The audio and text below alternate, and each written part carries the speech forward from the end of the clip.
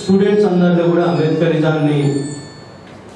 అంబేద్కరిజంపై అవగాహన కలిగించడము, అలాగే బహుజనులందరినీ కూడా ఒక చోటకి చేర్చి రాబోయే రోజుల్లో బహుజనుల యొక్క హక్కుల కోసం, రాజ్యాధికారుల కోసం ప్రయత్నించే విధంగా వారిలో ఒక అవగాహనను కల్పించడం అనే ఉద్దేశంతో స్టార్ట్ చేయడం జరిగింది.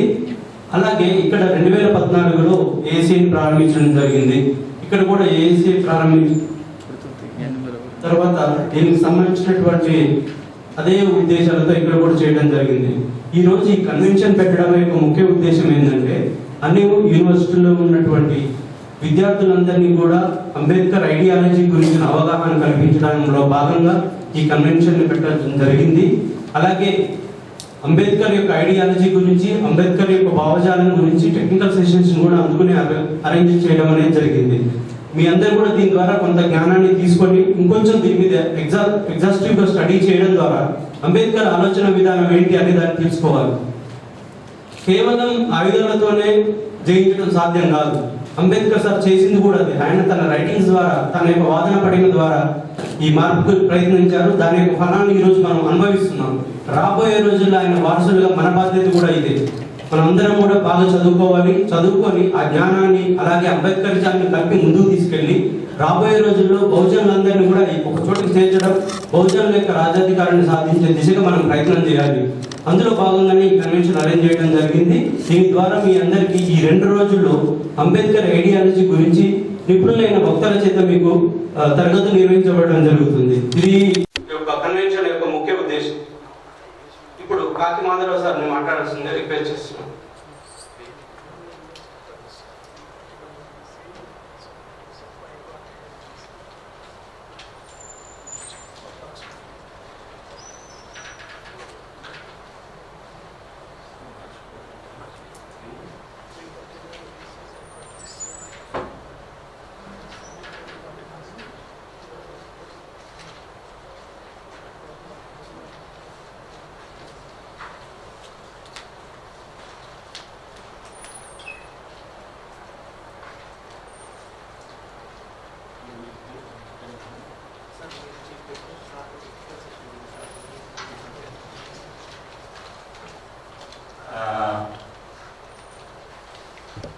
I will speak in English,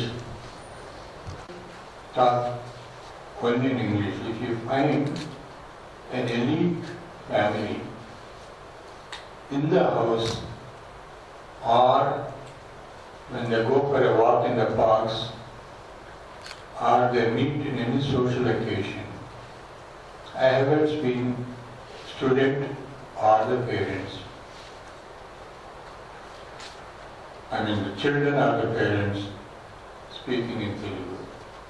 At home, getting up in the morning onwards, they speak English. Maybe occasionally 1 or 2 words of Telugu they will mix. Are you able to hear me? So that's what is the philosophy behind a campaign started by Professor Kancharya and Mr. Praveen Kumar IPS. That's to start with the medium of my speaking here. The organization's name is Ambedkar Students Association. Obviously, we are all inspired. We are all in a way created by Baba Sahib. As my friend said, if he was not there, I don't know where we would have been. I can tell you where I would have been. Both my parents are illiterate and they are Jetagadu. Me, in Telangana Bhasha Chappanante Jetagadu. In Andhra area we call them Paletu. So my father's ambition was that I should become a great Paletu like him. And when I and my elder brother grew up, my mother, who was herself illiterate and agricultural laborer, for some strange reasons, She said she will put us in the school.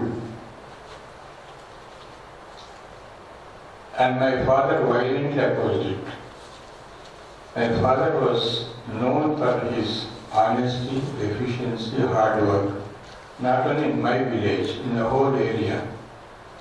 The landlord used to quote my father as a great example, so he was very happy that he got such a great recognition all over. When my mother proposed that we should be put in the school, he said they should become great parents like me. What will they do by going to the school? Garden Gastara. So my mother was not convinced. She said, no, we will put them in the school. Long time she went on pleading, he refused. As I said, refused curtly. Then she said, okay, we won't get his permission,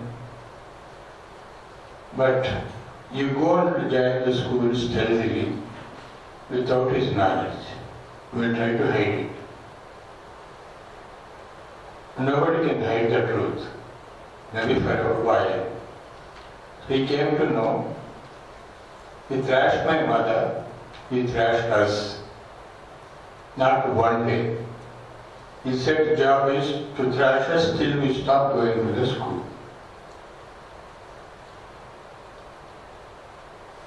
My mother said, thrash us, kill us if you like, but they will go to the school. Now, how many mothers will take this kind of decision? So, if Baba Sahib has not been there, and the idea of education has not entered that illiterate mother of minds, the mind of my illiterate mother of mine, I would have been appalled. So the jobs today are in the realm of the private sector, most of them. You are seeing the advertisements. Job matter. 256 posts are being advertised for the post of class 2, class 3, blah blah. The government sector has lakhs of employees. And the government's boast that they are advertising 256 posts, 300 posts. So from lakhs we have come down to hundreds. So our future is with the private sector. And for that, the root, the medium is English. So keep this in mind and get prepared or prepare yourself to enter the private sector because the jobs are few. And compared to the number of vacancies that come up, no new posts are being created. Only the retirement vacancies as and when existing employees retire. And they retire at 58. And there is a proposal to increase the age of retirement to 60. So a few hundred posts that come, you have to compete. And compared to the number of students that are coming into the universities, graduation, the vacancies are so few that it's not worthwhile talking about it. So your future is in private sector. So work for that goal. Work for only that route which is available to you. For your parents investing on you to go to the school. The tendency in my childhood days and even now for some parents, if the child goes to work, and I'm sure some of you would be going to work during your holidays in the fields, you will be a source of supplementary income. But foregoing that supplementary income, like my mother, some of your mothers have put you in the school. Do realize the sacrifice, the commitment your parents have shown in trying to put you in the school. Now, when we talk of Ambedkar, we always talk about payback. Ambedkar has given to us these facilities of reservation in education, political offices.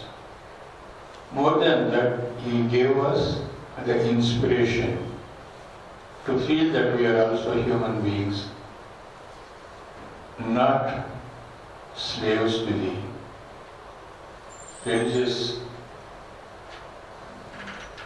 dogma of the Hindu religion.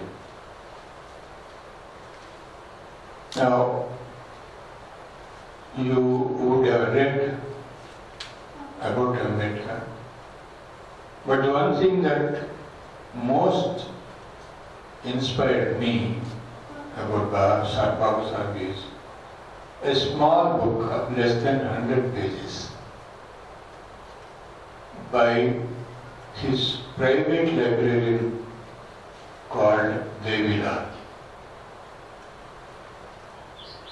Ambedkar Dinacharya is the title of the book he wrote. When it got translated into Telugu, that was the title.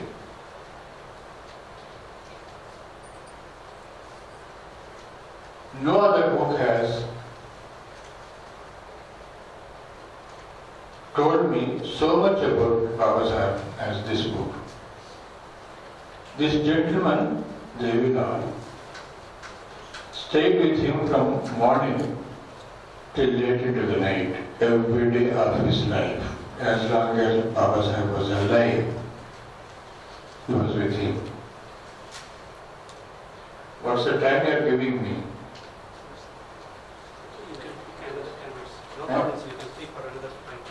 10 to 15 minutes. Okay.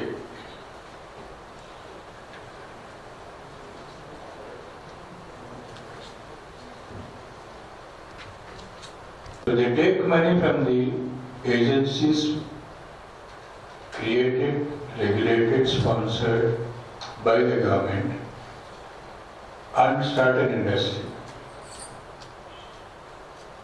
Now that's a resource that Baba Sahib said this resource must be available to everybody equally. Now I have a couple of figures to show what Baba Sahib dreamed about the economic liberty or economic equality and what's happening today. The top 10% of the Indian own 76.3% of the wealth of the country. Just top 10%. Now this is not what Baba Sahib wanted. This is not what the Constitution has mandated philosophies. The socialism comes through two means. One is taxation policy, the other is well-being. If it is his own money, obviously it's the money of the bank, it's money of the expertise in terms of IT. He has to go abroad. He needs a passport. Who gives the passport? It's the government. He needs a date of birth certificate for a passport. Who gives that? It's the government. And when a rich man dies, the property will go to the children. How will they get it? When a death certificate is being given by the government. So you can see from birth to death, the so-called private sector is eating out of the hand of the government. That means us. Why do we say us? Government means us. The countries. Now, welfare schemes, I was being told about, yesterday somebody told me, a student from Nizamabad, he got a sanction of 10 lakhs for foreign fellowship. And he borrowed money, went to America. He joined September 2015. We are in end of September 2016. That 10 lakhs is not yet released. Because the money is being spent on something else, your irrigation, your infrastructure, your roads. But when it comes to the question of the welfare schemes, there is no money. Now this is the kind of situation we are in. The welfare measures are tax money. I looked at the tax structure in our socialistic country and the most capitalist countries. I will give 2 examples. My time is over. The income tax is the major source of income. The corporate tax is the other source. The rates of income tax in India at that time used to be 70% plus. It is paid by those who have income to pay. And that money is spent on the people who have no income to meet their daily minimum needs. And that tax in this socialistic country has been brought down to 30%.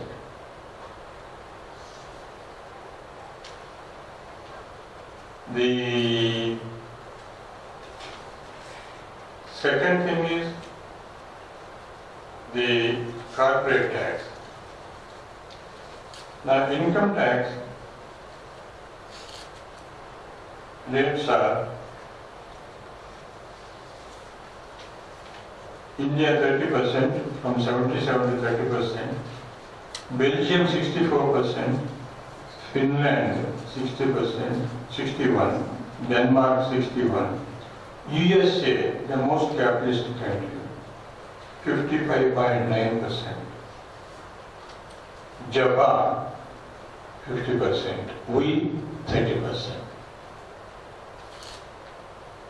Now, corporate tax also is USA is 90% some cases, UK 40%, Japan 90%, India 33%. Now, after they earn their money with government assistance from the beginning, when they die, they pass on the property to the children. In all capitalist countries, why non-capitalist? In all countries except 11 countries, there is an inheritance tax. If Ambani dies, he has to give a share of his wealth to the government. This is called inheritance tax. Now, at one stage we had an inheritance tax of about 3%. We abolished that. They said rich men need not give the tax to the government. Japan has an inheritance tax of 55%. South Korea 55%.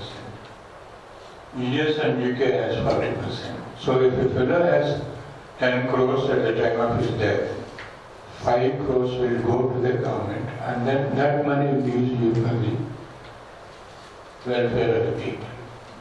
So the Constitution says something, Ambedkar says something, and what we are doing is something else. So this is where our awareness should tell us that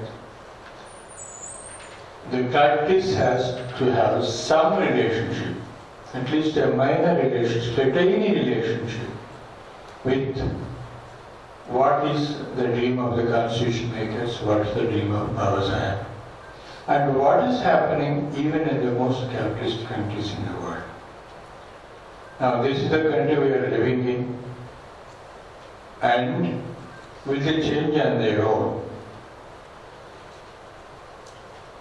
in the last 70 years, there was less of inequality of wealth and income at the time of independence than today.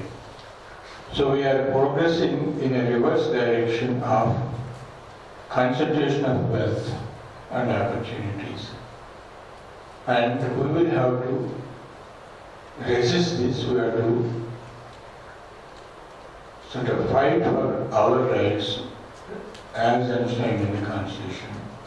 There are many more things to say, but I would say that if this is happening, there is one culprit which is the major source, and that is religion.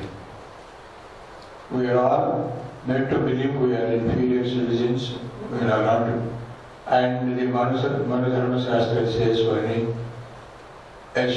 only a kind of Brahmin and Kshatriya can own property. Otherwise, other people have no right. Today some of the backward classes have come up, but they are not sharing that empowerment with us. Earlier, it is the Brahmins who exploited us, who treated us. Some of the backward classes, like, some of the famous caste reddies, Samas and others. So to us, can you fight alone? That's not possible. And without fighting, we won't be able to reverse this cycle of inequality. We will have to work together. And I was reading in University of Hyderabad, the combination of a number of organizations, SSTBC, they have captured power. And in University of JNU, I was told, they formed what is called BAPSA. Birsa Munda, B, Ambedkar, A, Phule, P. They named the organization just as you called it as ASA. They made it a larger organization called BAPSA. And I believe they got the largest chunk of votes in the last month's election. So that's where your message is. And being Ambedkarites, it is that path we will all work to redeem ourselves, redeem our successor generations. So I wish this two-day convention a fruitful discussion, and here I leave the other sessions to begin. Thank you.